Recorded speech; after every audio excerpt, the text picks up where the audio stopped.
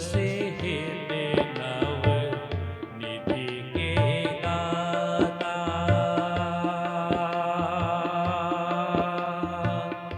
अष्ट से हेते नव निधि के दाता।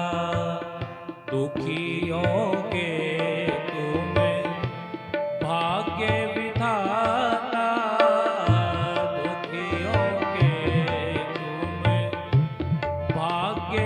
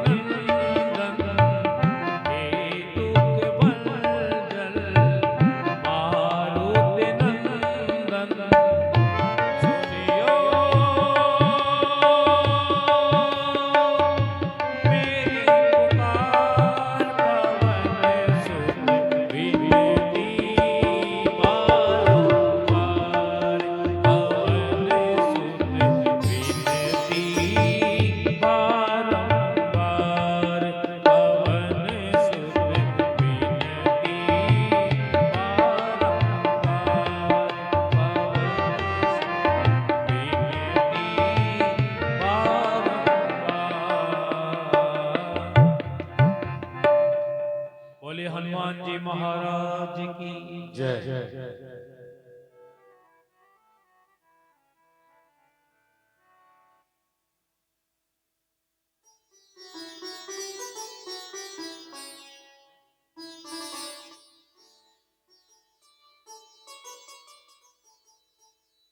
कल हम सभी ने भगवान राम के विवाह का उत्सव का खूब आनंद लिया, लेकिन भगवान राम जिस कारण से धरती पर प्रकट होते हैं, उसका मुख्य उद्देश्य भगवान का अयोध्या में राज्य करना नहीं, माता जानकी से विवाह करना नहीं, बल्कि इस धरती पर जो राक्षसों का अत्याचार है उसको नष्ट करने के लिए, इस पृथ्वी को दुष्टों के आतंक से विहीन करने के लिए भगवान प्रकट होते हैं। इसी उद्देश्य की पूर्ति के लिए भगवान राम ने एक बार माता कैकेयी से हाथ जोड़कर बड़े विनम्र वचन कहे और कहा, हे माता,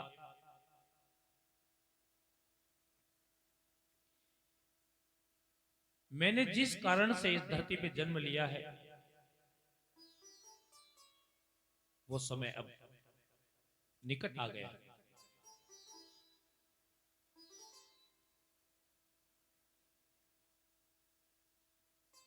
इसलिए आप पिता महाराज से मेरे लिए 14 वर्ष का वनवास मांग लेना।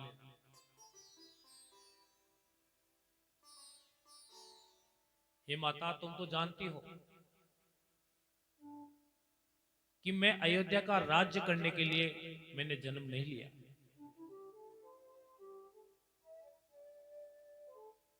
हे माता, मैं यह भी जानता हूं कि जब तुम मेरे लिए 14 वर्ष का वनवास मांगोगी ना, तो इस संसार में जब तक यह सृष्टि रहेगी तब तक सभी लोग तुम्हें बुरा समझेंगे, तुम्हें गालियां देंगे, और कोई भी माता अपनी पुत्री का नाम कभी कैकेयी नहीं रखेगी। लेकिन माता, तुम्हें मेरे लिए ये सब कुछ करना होगा। देखिए, तीनों रानियों में से जो महाराज दशरथ की तीनों रानियां थी ना, कौशल्या, कैकेयी, सुमित्रा, तीनों रानियों में से कैकेयी माता का स्नेह भगवान राम पे बहुत ज्यादा था।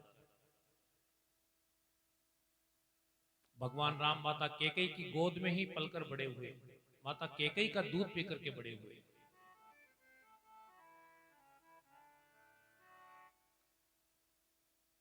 तो यही नर लीला है भगवान की। पहले ही माता कैकेयी को कह दिया कि आप मेरे लिए 14 वर्ष का वनवास मांग लेना, ताकि जिस उद्देश्य से मैं धरती पर प्रकट हुआ हूं ना, मेरा उद्देश्य पूर्ण हो जाए।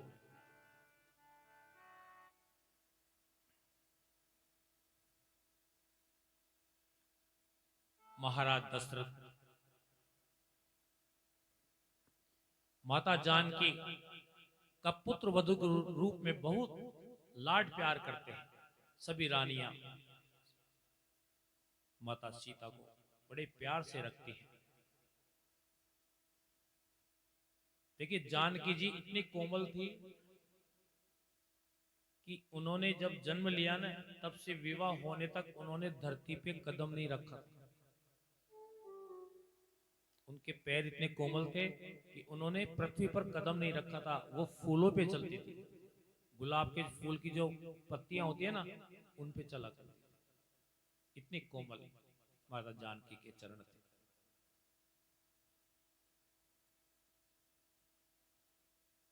मुंह दिखाई में रानी कैकेयी ने सीता जी को अपना सोने का महल भेंट किया। माता कौशल्या ने सीता जी को एक मुद्रिका भेंट की। ये मुद्रिका बड़ी अनुपम है। अनुपम इसलिए है कि समुद्र मंथन के अंदर लक्ष्मी जी को मिली थी, लक्ष्मी जी के साथ आई थी और भगवान विष्णु ने अपने पास में रख ली थी।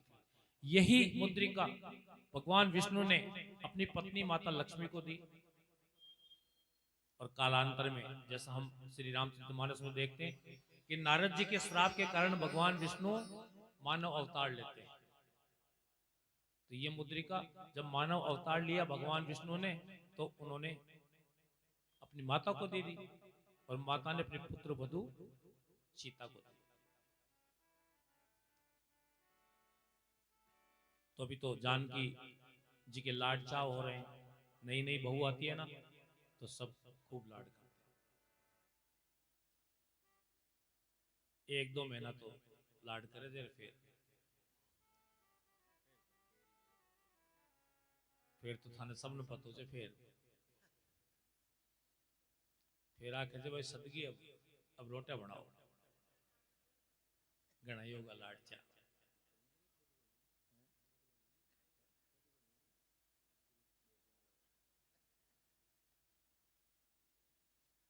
तुलसीदास जी कहते हैं, एक समय सब सहित समाजा, एक समय सब सहित समाजा, एक समय सब सहित समाजा, एक समय सब समय समाजा, एक समय सब सहित समाजा, एक समय सब सहित समाजा, एक समय सब सहित समाजा, एक समय सब सहित समाजा, एक समय सब सहित समाजा, राजसभा रघुराज विराजा, राजसभा रघुराज विराजा, राजसभा रघुराज विराजा, राजसभा रघुराज विराजा। एक समय महाराज दशरथ अपनी सभा में बैठे थे। बैठे बैठे उन्होंने सोचा कि अब परमार्थ मार्ग में ही हम जीवन शेष बिताएंगे। सभी सभासदों को, जो मंत्रीगण बैठे थे दरबार में, उनको कहने लगे, हम परमार्थ मार्ग में ही अब जीवन शेष बिताएंगे और कुंवर तुम्हारे रामचंद्र शासन का कार्य चलाएंगे।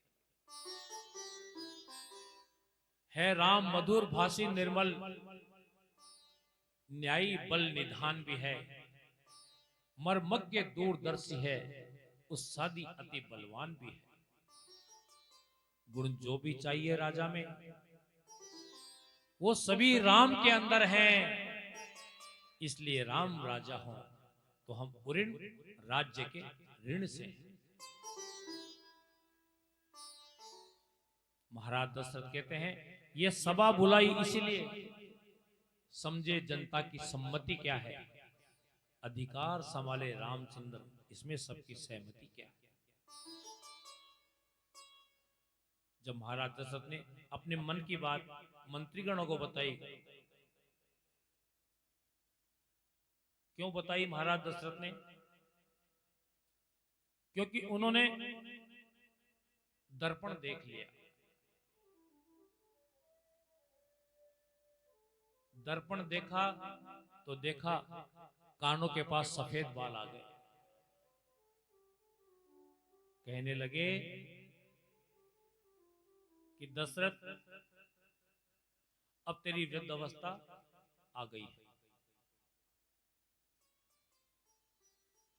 इसलिए तुझे राम को युवराज पद देकर जीवन का लाभ प्राप्त करना चाहिए।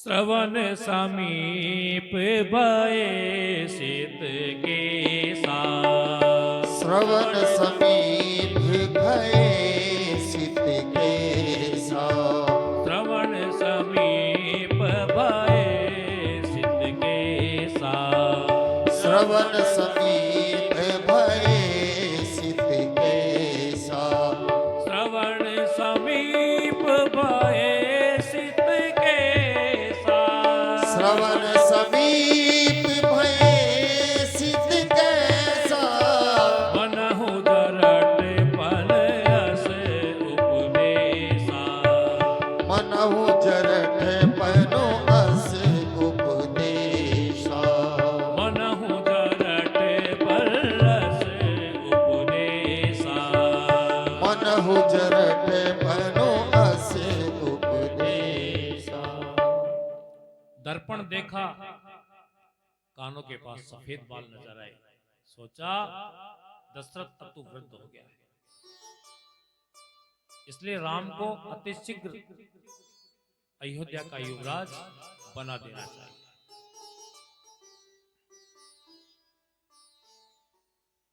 जैसा पहले हमने आपको बताया कि राजा महाराजा किसी भी परेशानी में होते थे ना, किसी भी तरह का कष्ट होता था, मन में कोई दुविधा होती थी, तो गुरु महाराज के पास चले जाते थे। गुरु वशिष्ठ के पास गए महाराज दशरथ, जाकर के प्रणाम किया और कहा, हे गुरुदेव,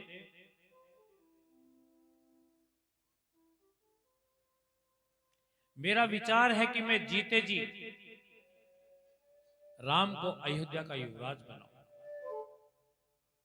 हे गुरुदेव, आप कृपा करके अतिशीघ्र ऐसा उपाय कीजिए जिससे मेरा पुत्र राम अयोध्या का युवराज बन जाए।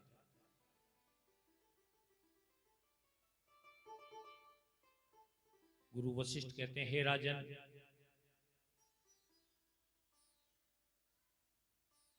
आपने बहुत अच्छा सोचा है। रही बात राम को अयोध्या का युवराज बनाने के मुहूर्त की, तो जिस दिन राम का राजतिलक होगा वही अपने आप में शुभ मुहूर्त होगा। गुरु वशिष्ठ ने कोई मुहूर्त नहीं निकाला, उन्होंने क्या कहा, जिस दिन राम का राजतिलक होगा ना, वही अपने आप में सबसे शुभ मुहूर्त होगा। अब हमारे एक मित्र हैं, उन्होंने मेरे को प्रश्न कर लिया एक दिन, महाराज साथ थे उस दिन, उन्होंने ये पूछा कि जब भगवान राम तो भगवान थे खुद, और गुरु वशिष्ठ ने ऐसा मुहूर्त क्यों निकाला जिससे उनका राजतिलक ही टल गया।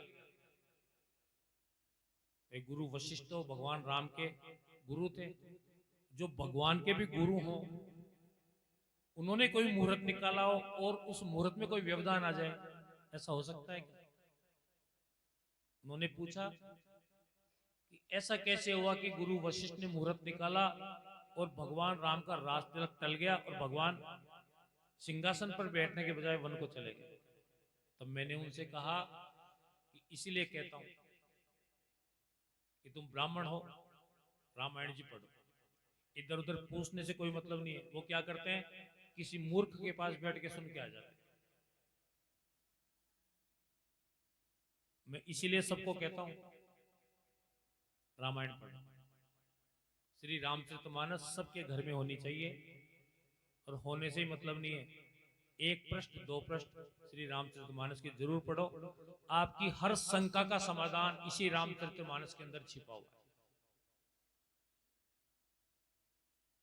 पढ़ना नहीं आए ना तो भगवान के जो भक्ति है ना, उसके 4 स्वरूप होते हैं। क्योंकि ये जरूरी थोड़ी आपने सही कहा कि भाई किसी को पढ़ना ही आए, किसी को पढ़ना नहीं आवे ना तो क्या करना चाहिए, सुनो। भगवान की भक्ति का एक स्वरूप है वाचन, कि आपको यदि ज्ञान है,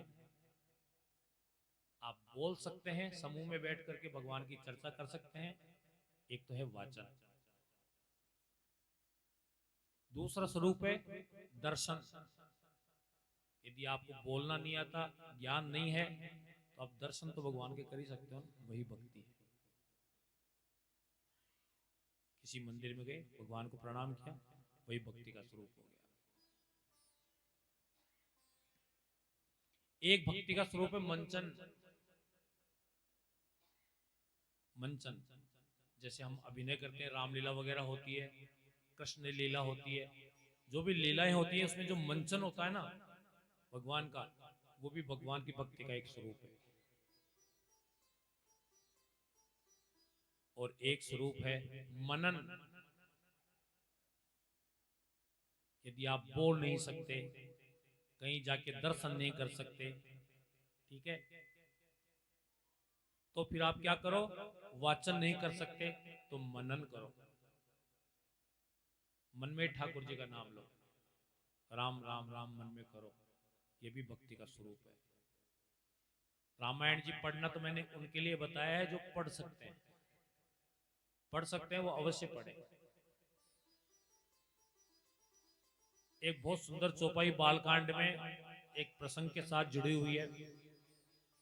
ये चौपाई आप ध्यान से सुने, और कभी भी आप रामायण जी पढ़े ना घर पे, तो आप दोहे के साथ का संपूर्ण जरूर लगाएं।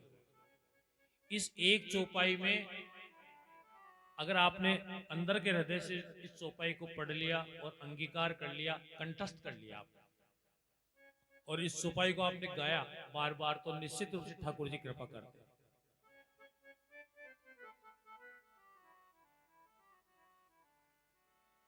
जय विधिनाथ होय हित मोरा, जय विधिनाथ होय हित मोरा, करहु सो बेगी दास मैं तोरा। जय विधिनाथ होय हित मोरा, करहूं सो बेगी दास मैं तोरा। बालकांड में ये उस समय का प्रसंग है जब देव ऋषि नारद विश्व मोहिनी पर मोहित हो जाते हैं। तब भगवान विष्णु को याद करके कहते हैं, जय विधिनाथ होय हित मोरा, जय विधिनाथ होय हित मोरा, जय विधिनाथ,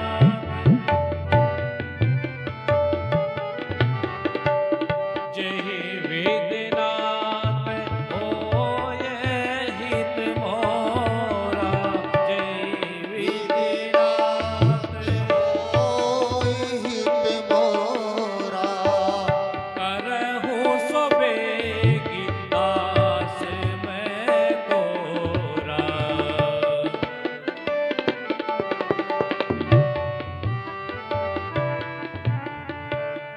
सीताराम।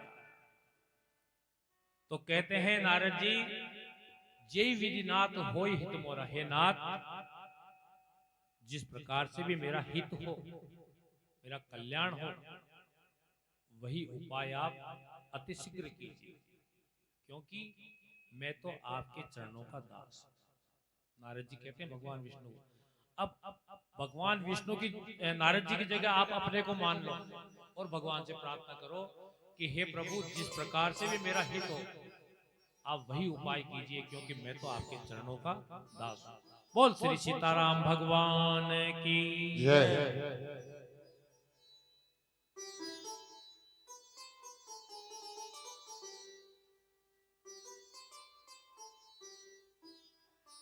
देखिए, माता बहने 2 बजे आई, 2 बजे आई है आज।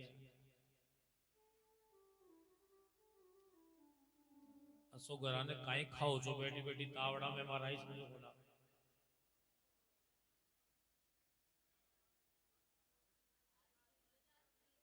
हाँ, जिमवा चाल रहा है, पहले जिमो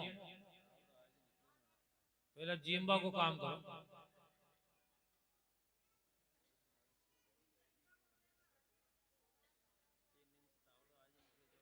देखो,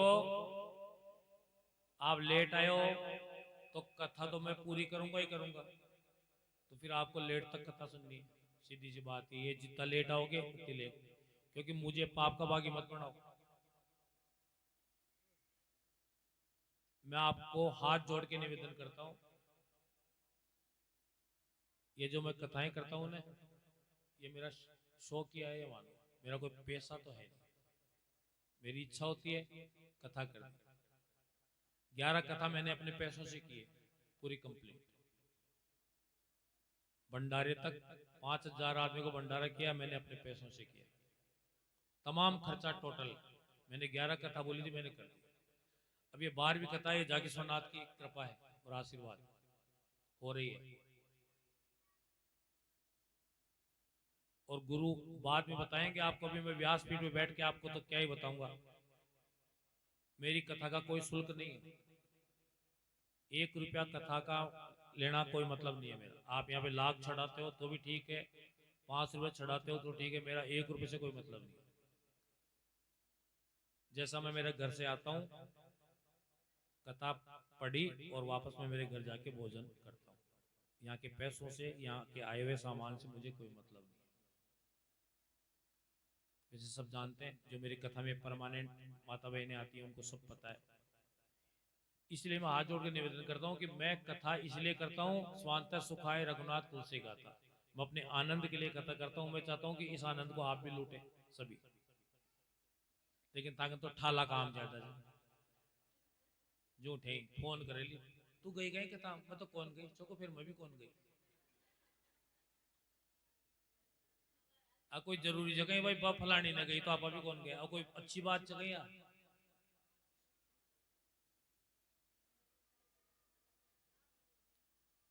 ये सुनो, ये भगवान की कथा है ना, ये पता नहीं कितने जो अपने भाग्य होते हैं ना, पुण्य उससे मिलती है, ये मान के चलो। इसलिए इसका लाभ उठाना चाहिए। और फिर कदे देख लीजिए कोई दूसरों कथा वाचक यार बैठ गो और फिर सुन जो भी की कथा, फिर सुन जो तन पतो लागलो कथा कहीं पड़ी जाए जे। भगवान की दया से आपके अपने मोहल्ले में रहने वाले, आपके गांव में रहने वाले हम हैं, आप सबके बीच में रहने वाले आपको कथा सुना रहे, इतनी बढ़िया, इतने अच्छे अच्छे भजन है ना, इतने अच्छे अच्छे आपको प्रसंग सुनाते हैं, तो उसका आनंद लेना चाहिए। बाढ़ साहु जी तो एक ही काम करे थे, पीछा चढ़ाओ पीछा चढ़ाओ, मानो एक ही काम रहे, मैंने कथा से कोई मतलब को नहीं, रुपया आना चाहिए बस। और यार रुपयों का नाम ही नहीं है।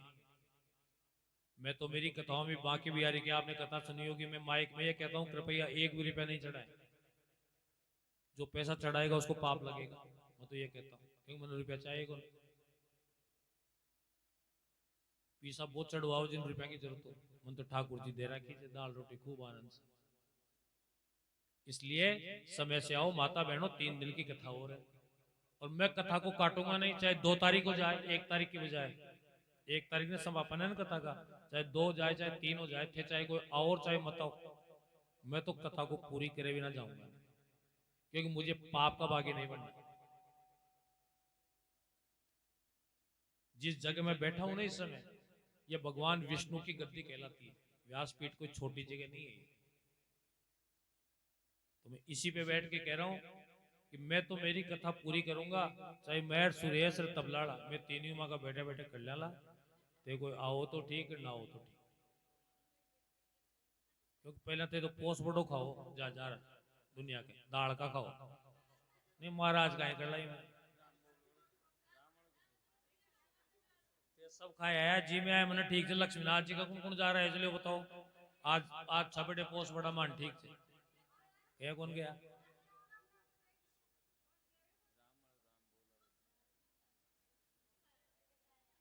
खैर चलो, हो गया विनोद।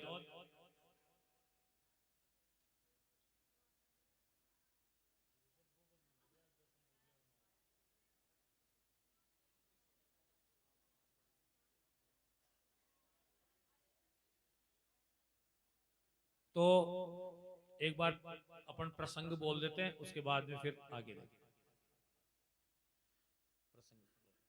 तो महाराज दशरथ ने सुमंत जी को आज्ञा दी, सुमंत जी आप राज्य अभिषेक की तैयारी करो, राम के राज्य अभिषेक की तैयारियां करो। पूरे नगर में जैसे ही समाचार मिला कि कल राम अयोध्या के युवराज बनेंगे, सुनकर सभी को बड़ा आनंद हुआ। पूरी अयोध्या नगर में उत्साह मनाया जाने लगा, सभी लोग बड़े प्रसन्न हुए। समूह बना बना करके, टोली बना बना करके नाचने गाने लगे। उधर महाराज दशरथ ने विद्वान ब्राह्मणों को न्योता दिया और कहा कि कल प्रातःकाल राम अयोध्या के राजा बनेंगे, इसलिए तुम समस्त सामग्री लेकर के, राज तिलक की सामग्री लेकर के समय पे पहुंच जाना। सभी ब्राह्मण सुंदर सुंदर वस्त्र पहनकर, आभूषण पहनकर, तिलक लगाकर, पूजा की सामग्री लेकर के थाल सजाने लगे। और उधर अयोध्या नगर के जो नर नारी थे वो खुशी में झूमने लगे, गाने लगे। कल होंगे राजा राम, कल होंगे राजा राम, राम राम राम रे, राम राम राम रे, कल होंगे राजा राम, कल होंगे राजा राम, कल होंगे राजा राम, होंगे राजा राम, राम राम राम रे, राम राम राम रे, राम राम राम रे, राम राम राम रे, कल होंगे राजा राम, कल होंगे राजा राम।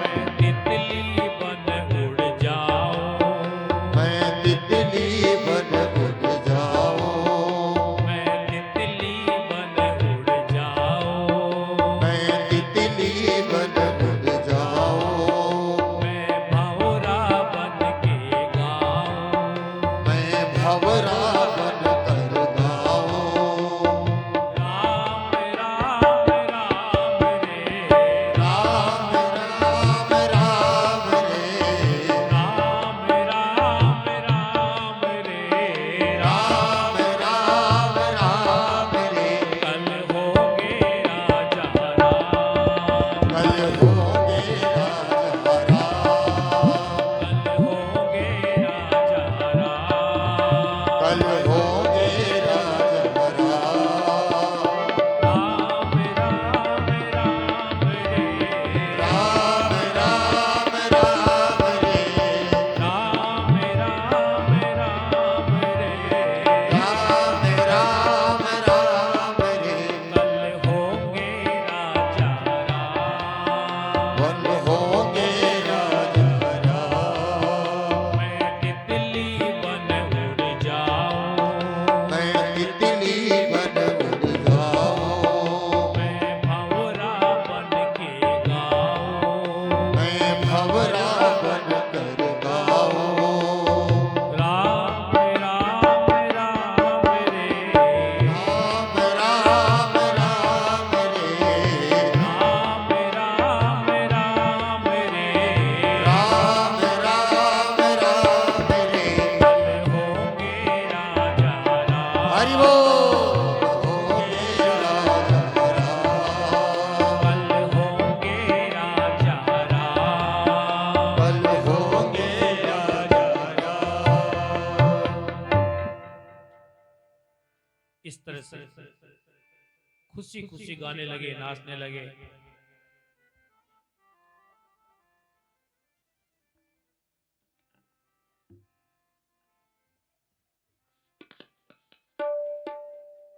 तभी मंत्रा आई।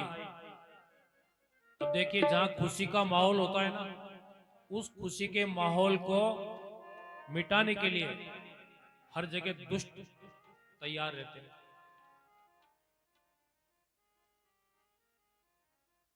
इस लौकिक संसार में भी मंत्राएं बहुत सारी हैं,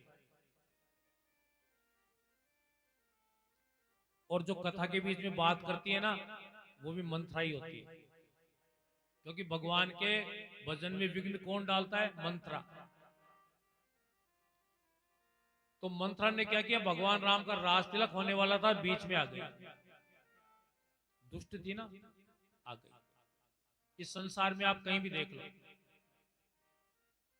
आपको हर मोहल्ले में, हर घर में एक एक मंत्रा जरूर मिलेगी।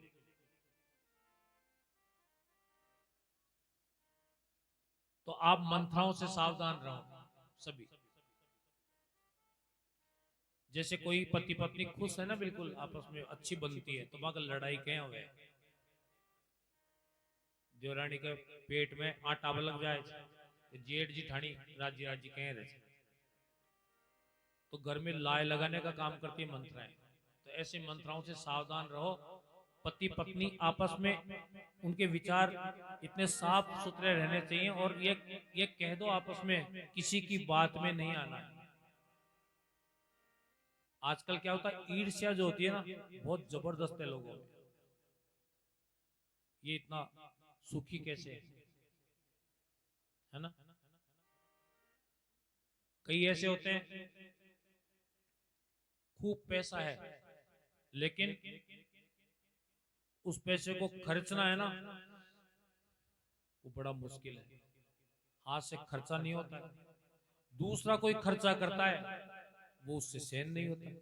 देखो आप ताजुब की बात, खुद का रुपया तो सिराने मेल में ले जाए, और दूसरों कोई आपकी कमाई का पैसा करे, खर्च करे, दान करे, तो बिग माइन बिन तकलीफ।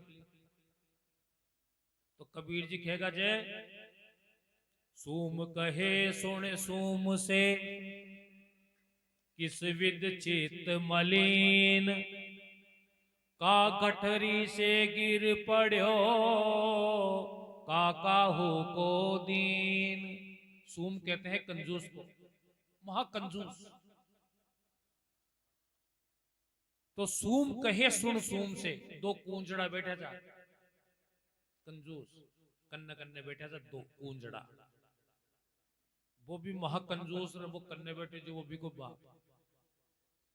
तो सूम कहे सुन सूम से, एक कूंजड़ो दूसरा कूंजड़ा ने कह रहे, किस विद चित्त मलिन, भाई आज उदास क्या छो?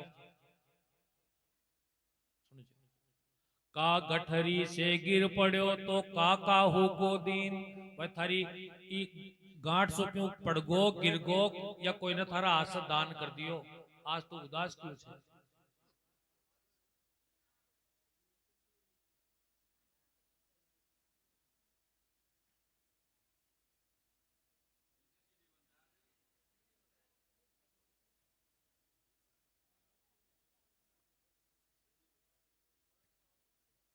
तो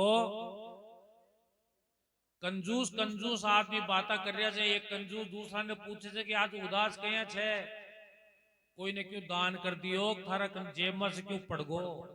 तो वो भी ने जवाब दे रहे कि ना गठरी से कछु गिर पड़ो, और ना काहू को दीन, देता औरन को देख लियो, इस विद चित मलिन। वो कूंजड़ो कह रहे थे, जवाब दे रहे थे कि न तुम्हारी गांठ से क्यों पड़ो, और न में मेरा हाथ से कोई ने क्यों दियो, फिर कहीं हो कि कोई दूसरो आदमी कोई ने दान दे रहे हो, भी ने देख मारो माथो खराब हो।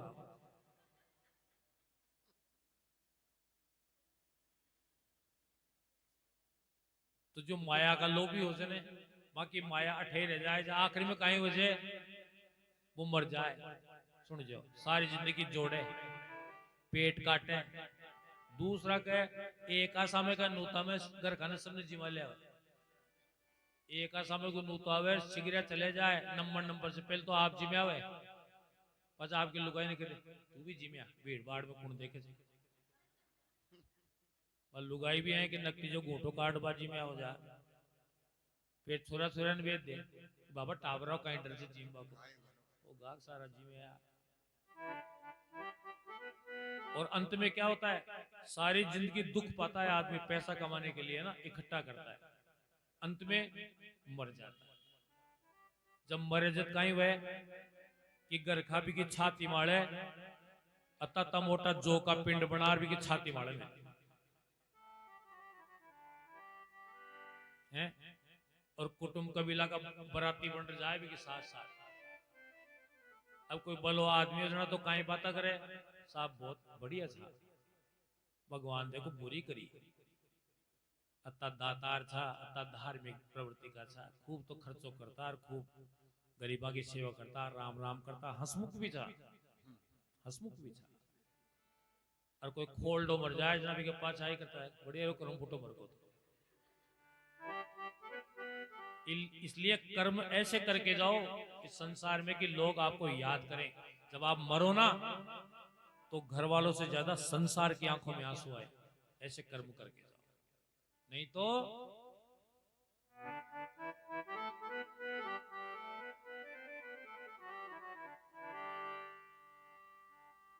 अरे हारे प्राणी काया ने क्या टे दीन घाले रे, अरे हारे प्राणी काया ने क्या टे दीन घाले रे, माया रा लोभी काया ने क्यों दीन घाले रे, माया रा लोभी माया ने क्या दीन घाले रे, अरे हारे प्राणी काया ने क्या टे दीन घाले रे, अरे हारे प्राणी काया ने क्यों दीन घाले रे, माया रा लोभी काया ने क्यों दीन घाले रे, माया रा लोभी काया ने क्यों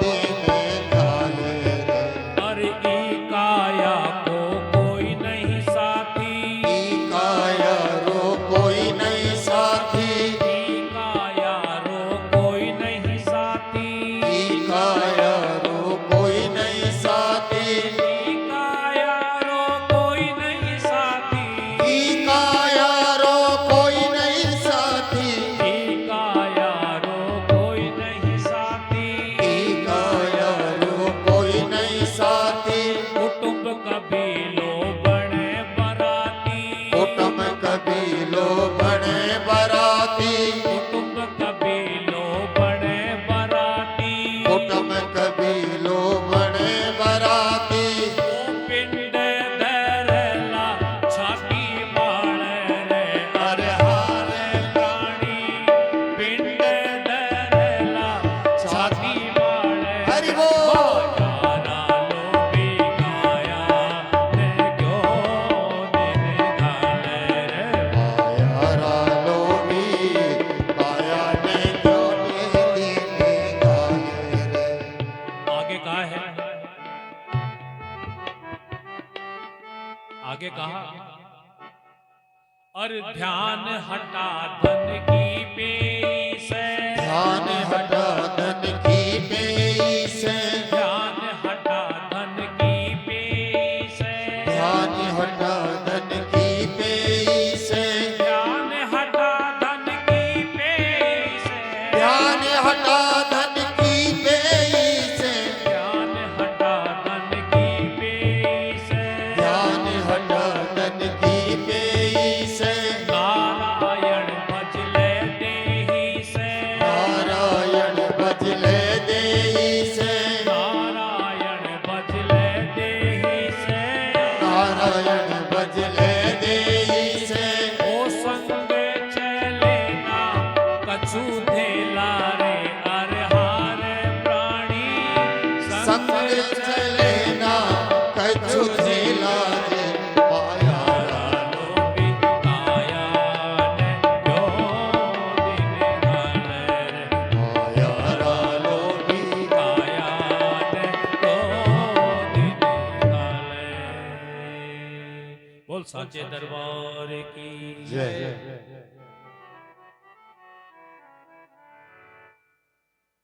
तो मंत्र आ गई मंथरा आई, लोगों को नाचते गाते देखा तो पूछा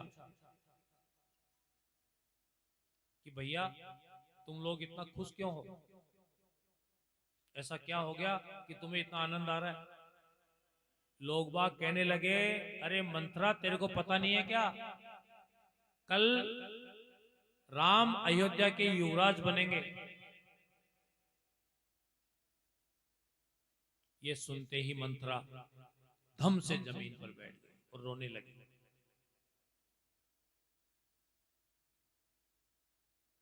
लोगों ने कहा, अरे माई ये तो खुशी की बात है, तेरे को तो खुश होना चाहिए, तो रो रही है। मंथरा ने कहा, हे भैया ये बताओ कि क्या मेरा बेटा भरत राजा नहीं बन सकता। मंथरा कहती है, क्योंकि मंथरा जो है ना केकई की दासी थी और केकई उसको अपने पीहर से लेके आई थी मंथरा को। अब पीर से कहें कि बा खुद चीजें कि वो पीर कमाइन से ले रही जो खुद ची ने केकई जे की दासी थी। एक बात हमेशा ध्यान रखना, ये जो संगत होती है ना, संगत वो आप कभी भी गौर करना, नीच व्यक्ति नीच के पास ही बैठेगा, हमेशा ध्यान रखना। जो नीच होता है ना वो नीच के पास 2-2 घंटे खड़ा रहेगा, बातें करता रहेगा। सज्जन सज्जन के पास ही बैठेगा, ये हमेशा देखना। शराब पीने वाला शराब पीने वाले के पास जाके बैठेगा, शाम के सारा काम छोड़ और पहले इशारों जाए दिन में शाम की बैठे। हाँ।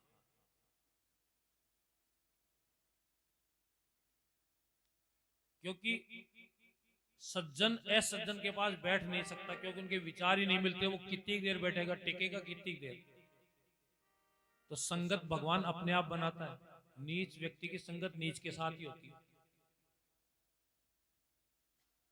और सज्जन अपनी सज्जनता कभी नहीं छोड़ता, ये ध्यान रखना। आप किसी सज्जन व्यक्ति को ये कहोगे ना कि ये गलत काम कर दो, वो कभी नहीं करेगा, उसकी आत्मा गवाह नहीं देगी, क्योंकि आत्मा में ठाकुर जी विराजमान है, सबके हैं वो। जो नीच प्रकृति के उनके भी मन में ठाकुर जी तो विराजमान है, लेकिन उनको दिखते नहीं है। लेकिन जो सज्जन है, जो धार्मिक है, उनको पता है ठाकुर जी बैठे, इसलिए उनको डर लगता है गलत काम करने से, तो वो गलत काम कभी नहीं करते। तो वहीं बैठ के रोने लग गई। तब लोगों ने कहा, ऐसे शुभ समय में तुम रो क्यों रही हो। तो मंथरा वहां से उठ करके दौड़ती भागती महारानी केकई के महल में पहुंच गई।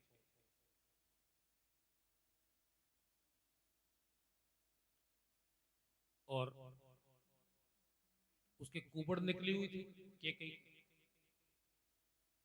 तो ये जो जिनमें ऐब होता है ना, इस तरह का कुबड़ निकलेडी से, कोई एक आंख को काणो छे, ए भगवान ने बनाया है ना, तो एक दो कहेगा छे,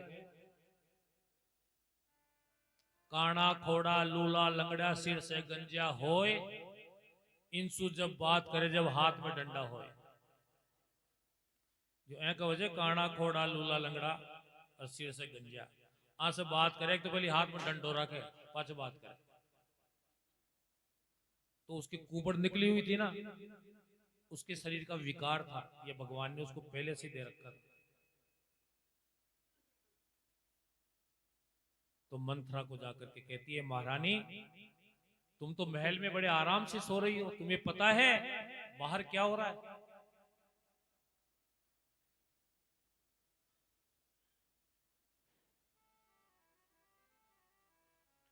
बाल बिखेर लिए मंथरा ने, नाटक करने लगी, आंखों में आंसू भर लिए, लाल आंखें कर ली, केकई के सामने जाकर के कहने लगी, महारानी तुम तो आराम से सो, तुम्हें पता है बाहर क्या हो रहा है। महारानी केकई पूछती क्या हो रहा है। बोले महाराज दशरथ और कौशल्या ने षड्यंत्र करके कल राम को युवराज पद देने जा रहे हैं। केकई ने कहा अच्छा। केकई खुश हो गई, क्या मंथरा ये बात सत्य है कि कल मेरा पुत्र राम अयोध्या का युवराज बनेगा।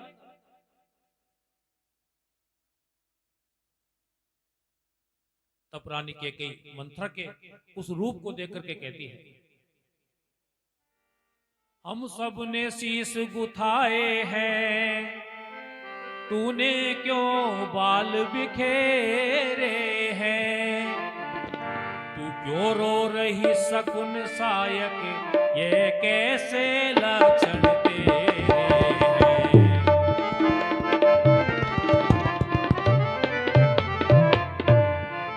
क्या कहीं झगड़ कर आई है, भूखी है अथवा प्यासी है, सौगंध तुझे मेरे सर की, दासी क्यों आज उदासी है।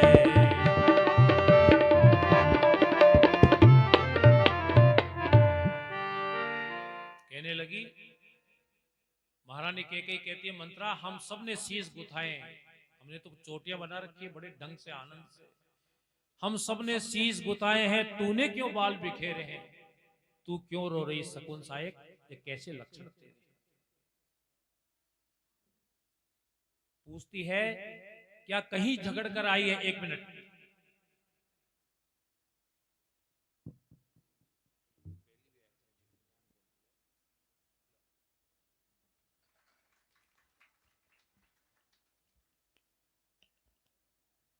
कैकेयी पूछती है, मंत्रा क्या कहीं झगड़ कर आई है, भूखी है अथवा प्यासी है, सौगंध तुझे मेरे सर की, दासी आज क्यों उदासी है, आज उदास क्यों। मंत्रा कहने लगी, महारानी अगर राम अयोध्या का युवराज बन गया ना, तो इस महल में जो कौशल्या है ना उसी की चलेगी, वो पटरानी बन जाएगी और तुम नौकरानी बन जाओगी। मंत्रा भड़काने लगी कैकेयी को कि अगर राम अयोध्या के युवराज बन गए ना तो तुम्हारी दुर्गति हो जाएगी, तुम्हें महाराज दशरथ महलों की नौकरानी बना देंगे, इसलिए ऐसा उपाय करो कि राम अयोध्या के युवराज न बन पाए। तो कैकेयी को फिर गुस्सा आया, कहने लगी, चल निकल यहां से नालायक। मंत्रा को फिर डांटती है कैकेयी, चल निकल यहां से नालायक, किसने तेरी मति मारी है, तेरी मति मारी है, जो स्वच्छ रुई की ढेरी में बनकर आई चिनगारी है।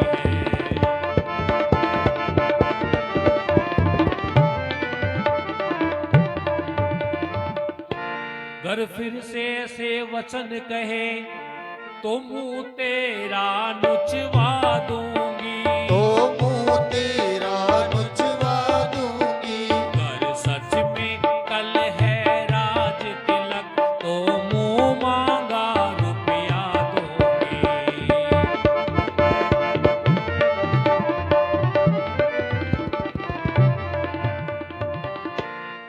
महारानी कैकेयी कहने लगी, चल निकल यहां से नालायक, किसने तेरी मति मारी है, जो स्वच्छ रुई की ढेरी में बनकर आई चिनगारी है। रुई की ढेर में आग लगाने जैसी बात करती है।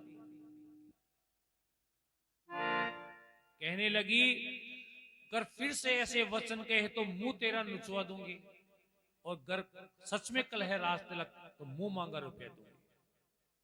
मंत्रा कहने लगी, महारानी इस अयोध्या के राजा राम बने चाहे भरतलाल, मुझे क्या फर्क पड़ेगा, मैं तो नौकरानी हूं, दासी हूं, मैं तो दासी की दासी रहूंगी, मुझे क्या मतलब है, राम युवराज बने या भरतलाल, मेरे क्या। लेकिन तुम अपने बारे में सोच लो महारानी, यदि राम युवराज बन गए तो इस महल में महारानी कौशल्या की चलेगी और तुम्हें बर्तन मांजने पड़ेंगे, सोच लो। अब लुगाए मत्ती अक्कल, कोई बिड़खाया जाए ना बिड़क जाए, जैसे सासुआ बिड़क जाए चाहे कोने पड़ोसन का बेखा, बस कोई की बेटा की वो कत्ती बढ़िया हो बेचारी, कत्ती सेवा करती है, लेकिन पड़ोस वाला बाबूजी का तावड़ा में बैठ जाए दोपहरी में और शाम की घर आवे जना देखो बाको रू माता जी को।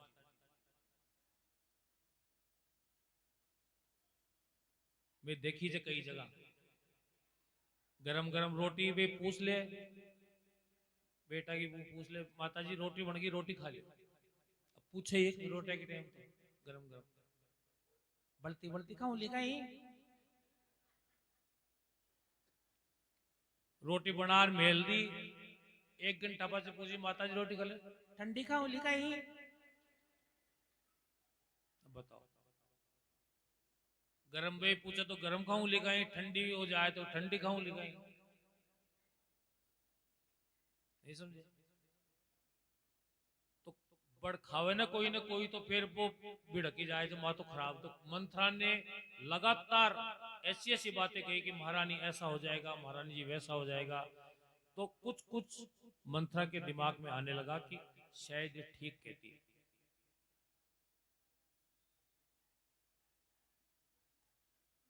शायद ये ठीक कहती है। फिर कहने लगी कि कई मंत्रा,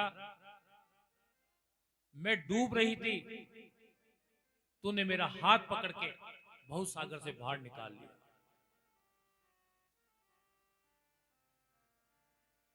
फिर रानी केकई कहने लगी, हे प्यारी मंत्रा। अब वो प्यारी लगने लग गई। देखो आप, हे प्यारी मंत्रा, अब मुझे ऐसा उपाय बताओ जिससे कि मेरा बेटा भरत अयोध्या का राजा बन जाए। मंत्रा मन में प्रसन्न हो गई कि अब मेरी चाल चल गई है और महारानी ने मेरा कहना मान लिया। तो कहने लगी, महारानी आपको याद होगा कि महाराज दशरथ के आप में 2 वर बाकी हैं। एक बार असुरों का युद्ध इंद्र के साथ हो रहा था। उसी समय इंद्र ने महाराज दशरथ से सहायता मांगी। इंद्र और महाराज दशरथ मित्र थे। दशरथ जी सेना लेकर के इंद्र की सहायता करने के लिए गए। उस समय रानी कैकेयी भी महाराज दशरथ के साथ रथ में चली गई। रथ बहुत गति से चल रहा था तो रथ का पहिया निकलने लगा, उसकी कील निकल गई पहिए की। तब रानी कैकेयी ने उस कील की जगह अपनी अंगुली रख दी, उस पहिए को निकलने नहीं दिया। जब महाराज युद्ध समाप्त करके रथ की ओर लौटे तब उन्होंने देखा कैकेयी की उंगली में खून बह रहा है। महाराज दशरथ ने पूछा कि ये लहू कैसा है? तब कैकेयी ने बताया कि महाराज जब रथ चल रहा था उस समय इसकी कील निकल गई थी, तो कहीं रथ गिर ना जाए इसलिए मैंने इस कील की जगह अपनी उंगली यहां रख दी थी, इससे मेरी उंगली में लहू निकलने लगा। तब महाराज दशरथ ने उसी समय कहा था, महारानी आज तुमने हमारे प्राणों की रक्षा की है, इसलिए हम तुम्हें वरदान देना चाहते हैं। तब रानी कैकेयी ने कहा था, महाराज अभी मुझे कुछ नहीं चाहिए, जब आवश्यकता होगी तो मैं वर मांग लूंगी। तो मंत्रा ने याद दिलवाया रानी कैकेयी को कि आपके 2 वर महाराज दशरथ के पास रखे।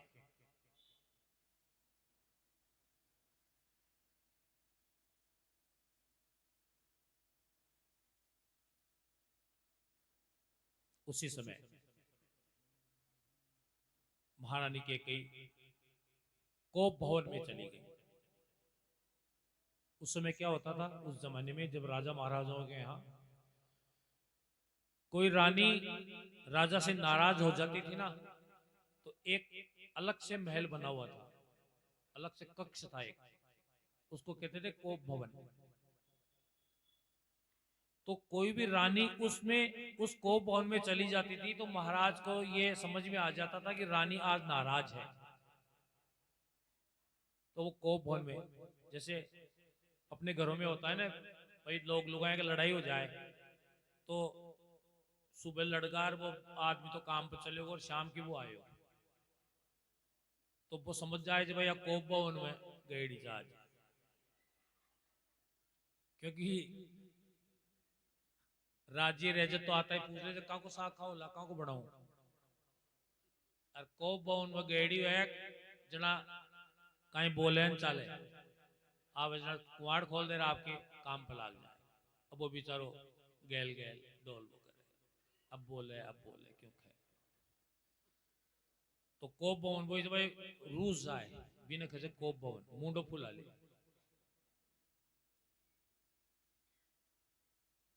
तो एक बार लोग लुगाए का लड़ाई होगी, दो लड़ाई होगी जना। अब सुबह वो बेचारो काम पर जातो, मजदूर आदमी जो रोटियां खार जातो काम पर, लड़ाई होगी जना, बोलचाल बंद होगी जना बा। अभी सब बोला तो आज को ने, लेकिन रोटियां बना और मेल दी। अब वो आदमी आ देखे भाई आपने सब प्रेम से दो लफ्ज बोल ले तो आप ड्यूटी मारे चला। अब लुगाई इशारा इशारा खेरी जब भी से तो बोल रही को भी नहीं, इशारा इशारा समझा रही जाए। लोग जाए काम मारे, लोग क्यों न जाए, आपका बीन ने सुना रही जाए। लोग जावे काम मारे, लोग क्यों न जाए। तो वो बेचारो जवाब दे रहे, लोग जावे खाया पिया अटे कहीं भूखा मरता जाए। अब बखेरी से जवाब दे रही है, छाबड़ी में रोटियां पड़ी खाए क्यों न ले। बिना कौन का भाई रोटियां खा लियो, छाबड़ी में रोटियां पड़ी खाए क्यों न ले। अब वो जवाब दे रही है, अब तो होगी बोलचाल गाल क्यों न दे।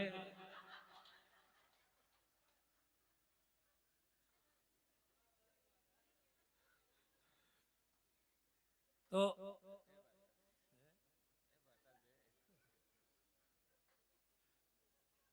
है ना, ऐसे हो जाए तो ऐसे माहौल को हल्का कर लेना चाहिए। छोटा बाप का बन जाओ कोई बात नहीं। अजी बीन नहीं, कोई एक दिन की तो बीन नहीं छे को ना, वो तो हमेशा रह ली। इसलिए माफी मांग लो कुण दे के अगर मैं जब रोटी बेल रही कन्नेदार कर दो सॉरी हाल। कोई फड्डी लिखी हो तो सॉरी बोल दे, और कोई गंवार बता के भाई मन माफ कर दे, गलती होगी आइंदा कौन करा। खैर जो भी हुए, तो मंथरा कोप भवन में के कोप भवन में चली गई। महाराज दशरथ दरबार का कार्य समाप्त करके आए और पूछा कि रानी केकई कहाँ है। तो कहा महाराज वो तो कोप भवन में। महाराज कोप भवन में गए, सोचा कि आज ऐसा क्या हुआ। रानी केकई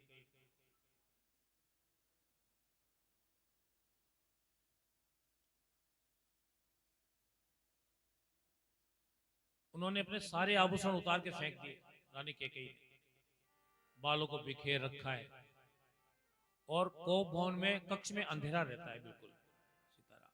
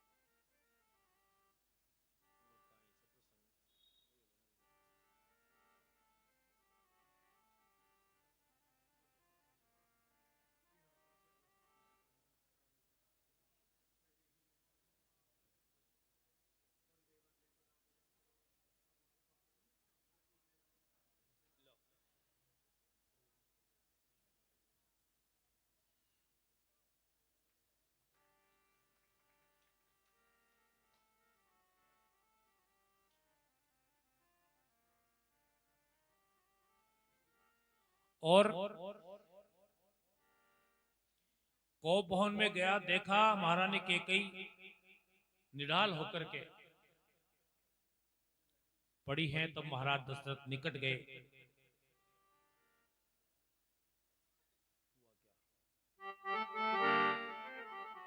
महाराज दशरथ कहने लगे, हुआ क्या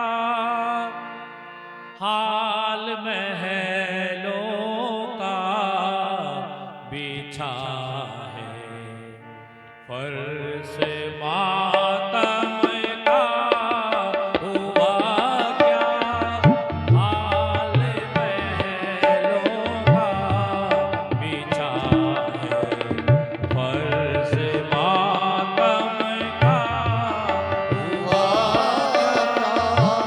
हाल महलों का बिछा है फर्श मातम का। मेरी रानी जरा बोलो मेरी रानी जरा बोलो हुआ हाल ये तन का हुआ क्या हाल महलों का बिछा है फर्श मातम का।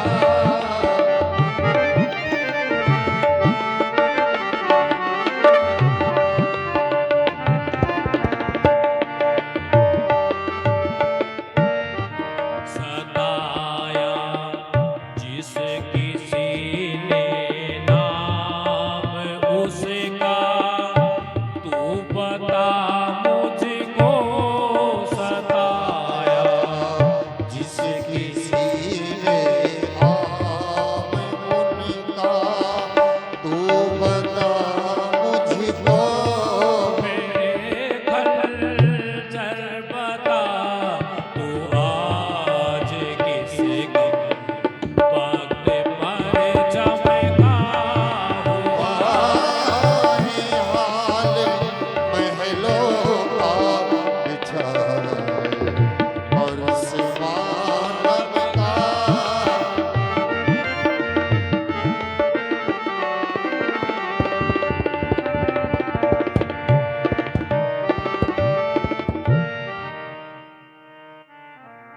महाराज दशरथ बड़े विकल हो गए, बड़ा दुख हुआ। महारानी केकई को जाके कहने लगे, महारानी आज क्या कारण है? आज क्या कारण है? कोप भवन में लेटी हो। महारानी किसके दो सिर हो गए? कौन हमारे हाथों से मरना चाहता है? हे महारानी, आज तुम कहो मैं उस राजा को भिखारी और भिखारी को राजा बना सकता हूं, तो इन छोटे छोटे राजाओं की तो बात ही क्या है? महारानी, तुम जानती हो देवता अजर और अमर है। आज तुम कहो तो मैं उन देवताओं को भी मार सकता हूं। महाराज दशरथ केकई के सामने विभिन्न प्रकार से विनय करने लगे, उसको राजी करने के लिए। महारानी, रोजाना जब हम दरबार का कार्य समाप्त करके महलों की ओर आया करते थे, तब तुम अपनी सुंदर सुंदर मोटी आंखों में असीम प्यार भरकर हमारी ओर देखा करती थी। लेकिन आज क्या कारण है कि तुम्हारी आंखों में आंसू आए हुए हैं?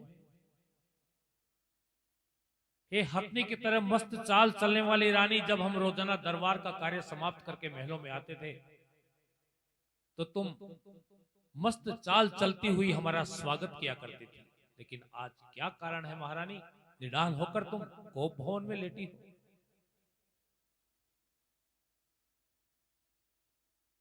तब केकई करवट बदलती है, कहती है, मैं कौन तुम्हारी होती हूं, क्यों मुझे सताने आए हो? मन में तो स्वार्थ रखते हो, प्रत्यक्ष मनाने आए हो।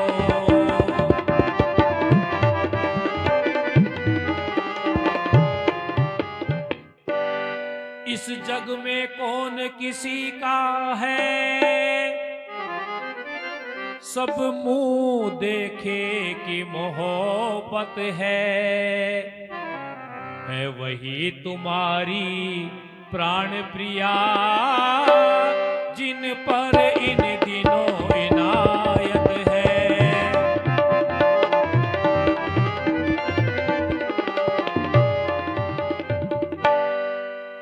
केकई कहने लगी महाराज दशरथ से, मैं कौन तुम्हारी होती हूं, क्यों मुझे मनाने आए हो? मन में तो स्वार्थ रखते हो, प्रत्यक्ष मनाने आए हो। इस जग में कौन किसी का है, सब मुंह देखे की मोहब्बत है वही तुम्हारी प्राण प्रिया। किसके लिए कहा केकई ने? कौशल्या के लिए। है वही तुम्हारी प्राण प्रिया जिनसे इन दिनों इनायत है,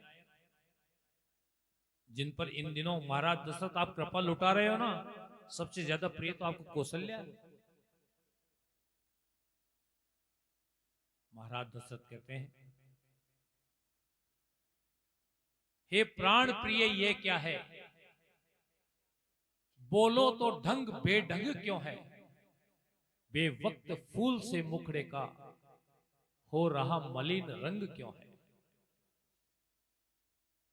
जिन आंखों ने है त्रास दिया, महाराज दशरथ केकई से कहते हैं, जिन आंखों ने है त्रास दिया वो आंखें फुड़वा दूंगा मैं, जो जिव्या कड़वा बोली है वो जिव्या कटवा दूंगा मैं। लटके मोती क्यों बिखरे हैं और मन मार मार क्यों मचेला है? पड़ गई मांग उलझन में क्यों काकुल का रंग बदला है?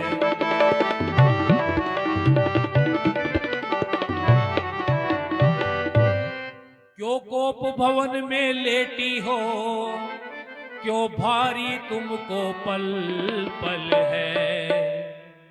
जो तुम्हें प्राण से प्यारा है उसका अभिषेक दिवस कल है।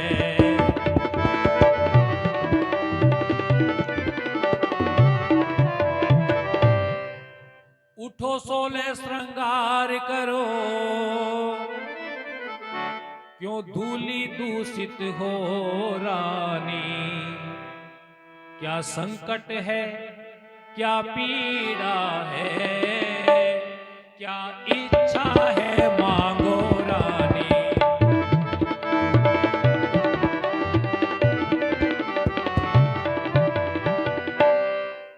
महाराज दशरथ ने कहा, हे महारानी उठो 16 श्रृंगार कर लो, क्योंकि कल मैं तुम्हें प्राणों से भी अधिक प्रिय तुम्हारे राम को अयोध्या का युवराज बनाऊंगा।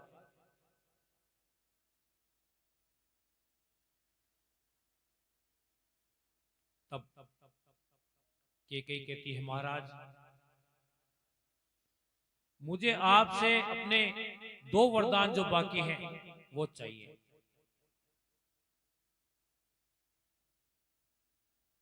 लेकिन वरदान जब मांगोगी जब तुम राम की सौगंध खा जाओगे, क्योंकि मंथरा ने सिक्का पढ़ा के भेजा था केकई को कि महाराज दशरथ यदि राम की सौगंध खा लेंगे ना तो जो वरदान तुम मांगोगी उन्हें देना ही पड़ेगा। इसलिए जब वो राम की सौगंध खा जाएं तब वरदान मांगना।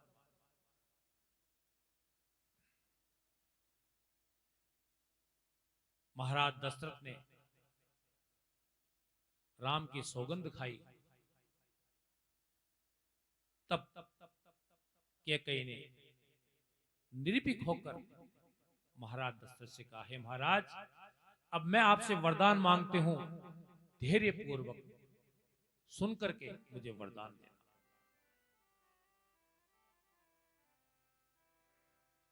केकई कहने लगी, महाराज पहले वरदान के रूप में मुझे मेरे पुत्र भरतलाल को अयोध्या का राज्य चाहिए। महाराज दशरथ आंख बंद कर कोप भवन में खड़े रह गए। उसी वक्त विधाता ने जो रच के रखा था केकई की जुबान पर, देवताओं ने माता सरस्वती को बैठा दिया था अब वो वरदान केकई महाराज दशरथ से मांगने वाली थी, जिसके कारण भगवान श्री राम इस धरती पर प्रकट होते हैं। जिस उद्देश्य को लेकर के भगवान प्रकट हुए, वो उद्देश्य पूरा करने के लिए अब केकई महाराज दशरथ से दूसरा वरदान मांगती है। कहने लगी, हे महाराज, अब मैं आपसे अपना दूसरा वर मांग रही हूं, धैर्य पूर्वक सुनकर मुझे वरदान दीजिए। कहने लगी, दूसरे वरदान में मुझे आपके बड़े पुत्र राम को 14 वर्ष का वनवास चाहिए। यह सुनते ही महाराज दशरथ धीरे धीरे निढाल होकर धरती पर बैठ गए और हाराम करने लगे।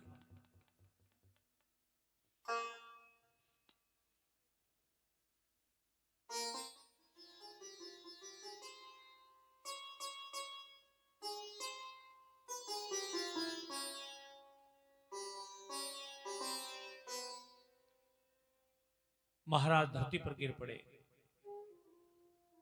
उधर प्रातःकाल हुआ। प्रातःकाल होते ही सभी विद्वान पंडित स्नान इत्यादि करके, सुंदर तिलक लगा करके, हाथों में राज तिलक की सामग्री सजा करके भगवान राम के राज तिलक की तैयारी करने लगे। लेकिन महाराज दशरथ को आता नहीं